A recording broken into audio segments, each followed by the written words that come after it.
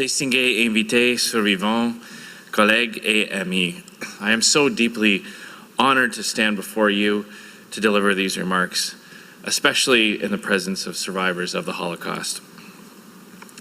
I don't know if there's much I can say about what we just heard from Felicia and Israel.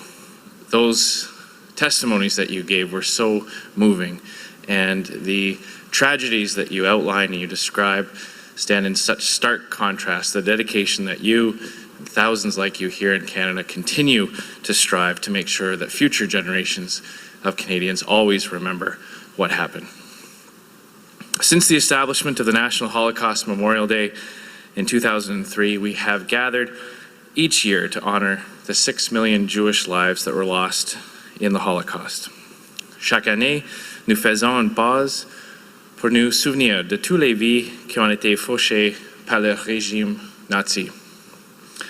And we take a moment to imagine what it must have been like to endure such an atrocity.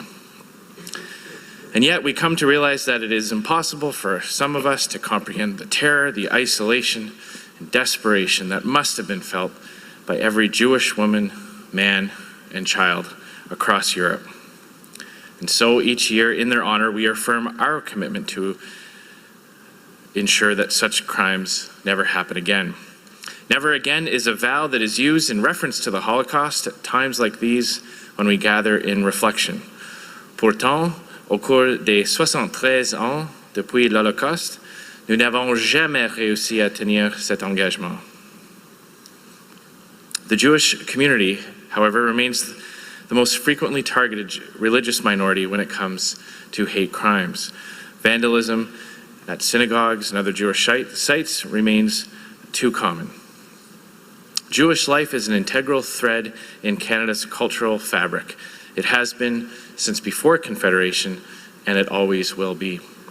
That is why it is imperative that we continue to remember the horrors of the Holocaust and to make sure that future generations never forget what happened.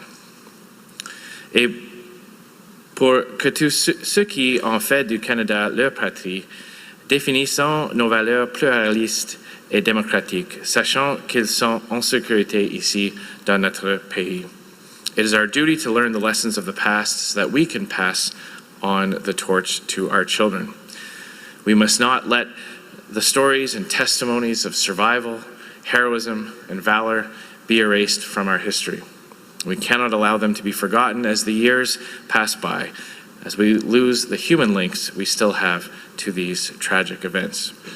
Our children must learn to stand against acts rooted in prejudice and in ignorance. And that is why Canada's Conservatives supported critical works of memory like the Canadian Museum of Human Rights in Winnipeg, the National Holocaust Memorial here in Ottawa, and the March of the Living Digital Archive project. And it is why our support for Israel is unequivocal.